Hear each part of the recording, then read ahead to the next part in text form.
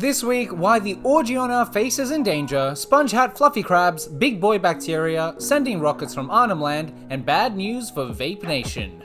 Say hello to Demodex foliculorum, 0.3mm long organisms that live their whole lives deep in your delicious skin. More than 90% of us are host to these mites and have given them room and board since popping out the womb, as they're passed on to us during breastfeeding. According to Dr. Alejandra Perotti, we should be grateful to house the mites and have such an intimate relationship with them. She said they clean our pores and keep them flat, they don't do any damage. At night, whilst we're in a deep sleep, they visit the pores to have sex and to have babies. A recent study shows their DNA is eroding, meaning they're close to extinction. You see, they're adapting to us more, leading to them losing more genes, and eventually they'll become entirely dependent on us for their existence. Because of this dependence, they won't be able to leave our pores and find new mates to couple with, doomed to become incels. They're associated with healthy skin, so if we lose them, our largest organ might suffer.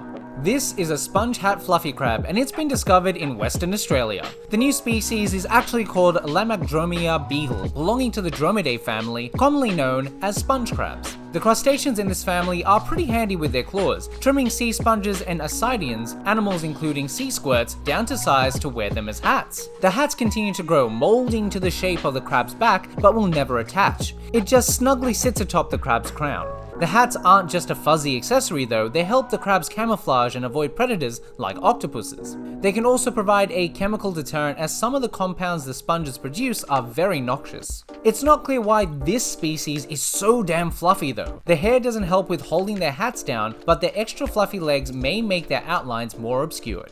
Put away your microscopes, this bacteria's a big boy. This is Theomargarita magnifica, the world's biggest bacterium. It's clearly visible to the naked eye, having the size and shape of a human eyelash. They were discovered living on sunken, decaying mangrove tree leaves in the French Caribbean, and are roughly 5,000 times larger than most bacteria. To put that in perspective, it'd be like you bumping into another human who's as tall as Mount Everest. Don't get too creeped out though, they aren't dangerous and can't cause disease in humans. NASA successfully launched its first rocket from the newly created Arnhem Space Center in the NT. This is NASA's first launch from a commercial spaceport outside the US and the first in Australia in 27 years. The rocket will conduct astrophysics studies that can only be undertaken in the southern hemisphere. The launch happened on land owned by the Yolngu people and was heralded by a senior leader of the Gumarnje clan, Jawa Yunupingu. This was a project the pandemic nearly quashed. Equatorial Launch Australia, the company behind the plans for the Space Center, was on the cusp of financial collapse. But they pulled themselves out of the mire, and the Space Center is slated to take on 2 more launches. The US is banning the sale of all jewel goods, and in Australia, while vaping was originally hailed as a great way to quit smoking, a new study from our peak medical research body has found the opposite to be true. Their studies show that vaping is more likely to increase smoking rates, especially in young Aussies between 18 and 24. Some other things to note are that even when your juice says no nicotine, there can still be some in it. And between 2020 and 2021, the number of e-cigarette related poisonings more than doubled in the land down under.